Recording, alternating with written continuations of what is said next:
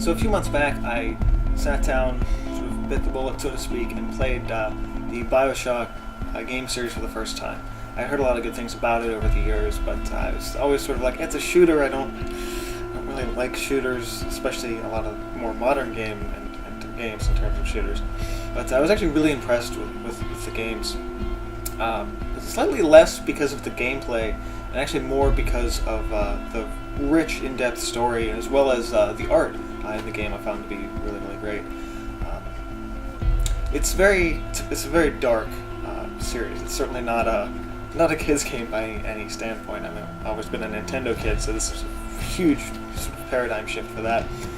But I did enjoy the games. I was really impressed with the locations that the artists and the designers for the game created, particularly on the walls of all of these locations. There are posters that were obviously designed to look really nice at one point in time, but they're decaying, they're coated in the water, and they're drippy and moldy and everything else like that. And I was thinking about that when I did my initial sketch for this project. I wanted to do something that was a poster that was sort of really war-torn and had been wherever it's been for a while, so it's beaten to hell, but you can still, read whatever was written on it. So I had a square canvas that I didn't know what to do with, and I thought maybe I can sort of create a backdrop on the square canvas. So I took a picture of the outside of my chimney in my house, and I used that as sort of a reference for these bricks. And for the bricks, I did a couple different layers. I did the first layer was sort of like the grout layer, which I actually almost didn't do first. I'm like, I have to do this first so it layers right. And then it was about sort of more or less laying the bricks on top of that to make it seem real and everything like that. And sort of kept the edges of the bricks a little more rounded, so they're beaten up a little bit themselves. I used a combination of light molding paste in addition to some coarse pumice gel to really kind of give it that gritty, grainy texture that bricks have. And it's just about sort of dry brushing some paint over top of that.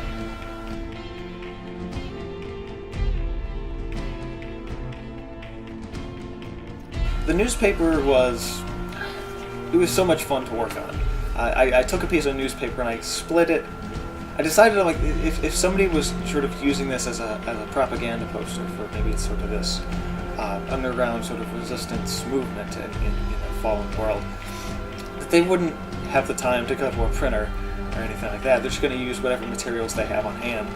So I grabbed a piece of newspaper. I grabbed the business section for just that extra layer of depth, and I ripped it sort of, rather than just ripping it down the center where the seal was, I ripped it sort of around. I used a ruler to kind of measure it out a bit, because I wanted that crease where the middle of the page was to sort of be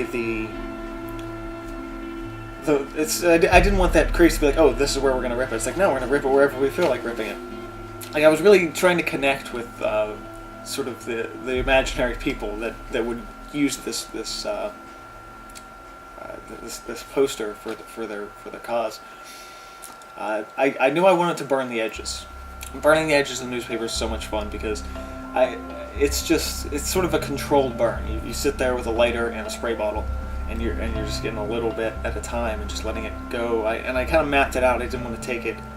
I didn't want to just let it burn and just like, yeah, I'll use that. I planned it out a little bit more. I wanted to burn like to here on like a pencil line. I was a little more meticulous on exactly how far I wanted to take that burn. But I actually learned how to do that in elementary school. We had like sort of a library class. We were studying aged papers from like the 1700s. And that moment, for whatever reason, it sticks out to me. I guess because I got to, use fire in like 3rd grade at a library, which was just sort of bizarre. But the technique has stayed with me, and I've kind of used it off and on over the years ever since. So I thought it really kind of fit the theme for this project as well.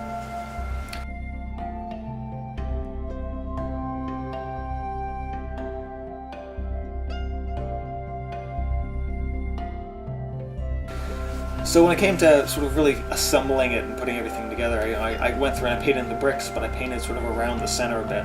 because I know I didn't have to paint everything, because it's just going to get covered up with the paper. I mean, I put a little bit of a washy medium down on top of that, but I didn't want to, take that too far.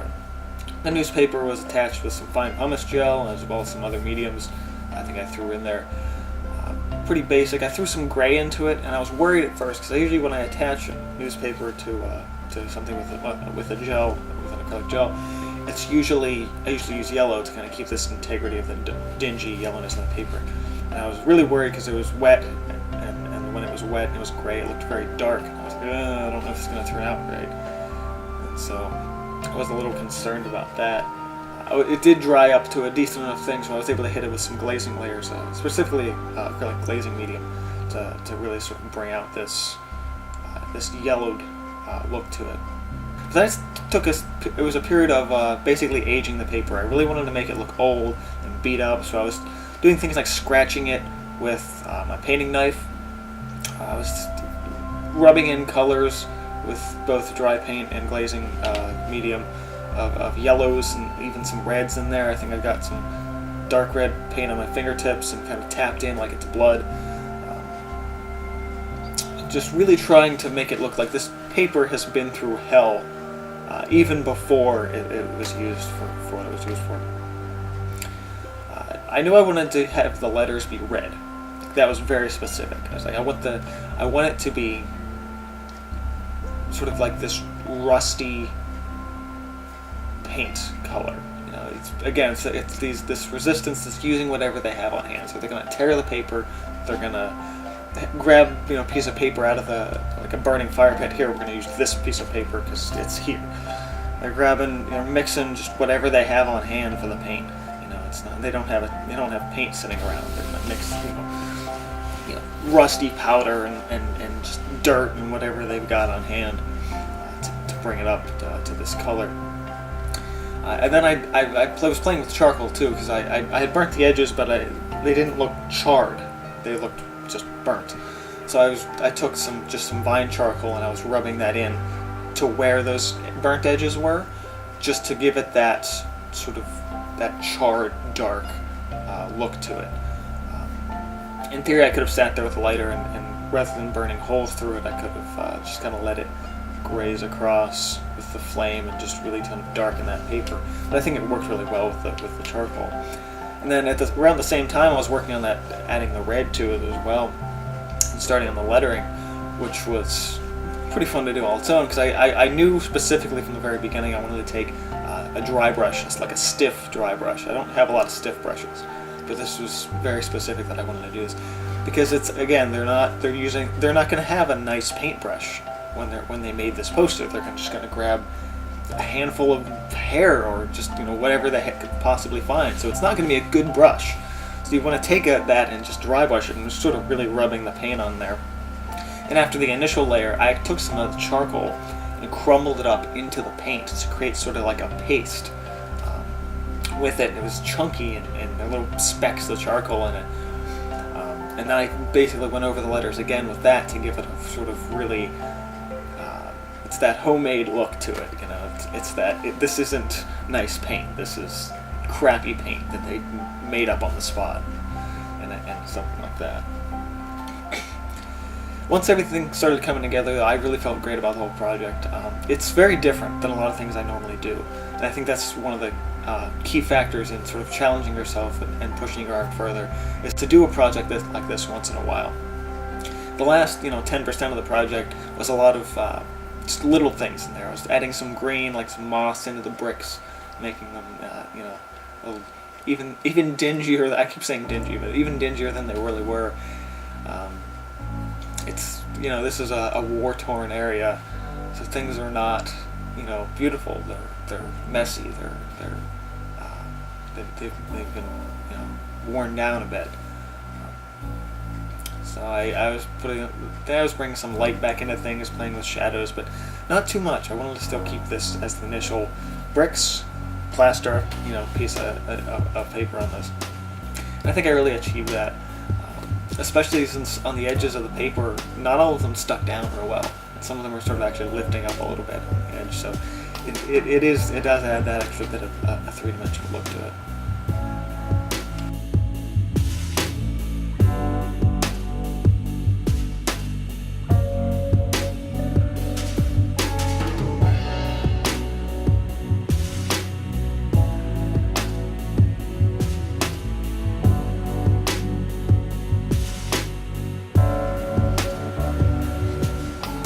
so much of this project was the process of learning it and trying new things and trying old things and just trying to experience the world that I was creating, that this poster would exist in. And a lot of that was sort of just running through things in my head. And I don't know how much of that actually is going to show up to the viewer. I don't know. Someone who looks at this piece, I don't know if they're going to see that in the project. But for those of you that have come by to see this, I hope my explanation of this has shown you how much thought really goes into a project.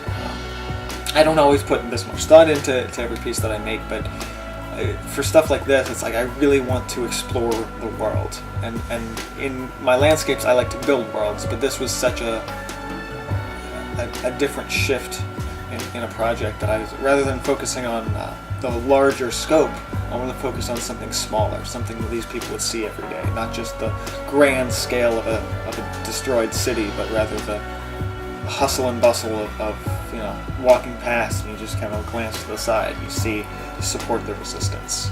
And whether or not you support the resistance or not, it's something that's going to register in your head. Subliminal messaging is kind of what the core of propaganda is supposed to do.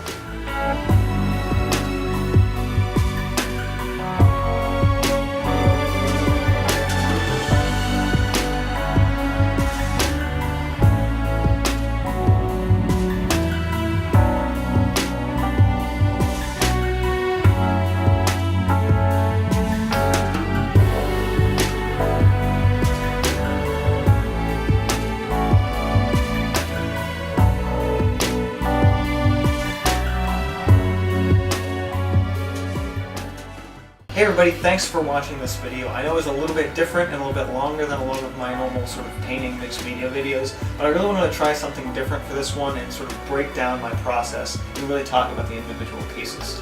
Be sure to check the description box below for a link where you can buy a print of this painting, as well as visiting my own website to see the price and possibly email me on buying the original. If you'd like a little more detailed walkthrough on how I do not so much project like this, but other mixed media painting, go ahead and click on the annotation of this little video where I'm in, and you'll be taken over to a mixed media demo that I did a couple of years back, and it'll show you how to sort of attach newspaper and sort of start painting over it and getting some interesting layers of different media. Again, thanks so much for watching. Be sure to subscribe for more art videos. And this has been from TMC Films and Cineplex Studios. See you guys next time.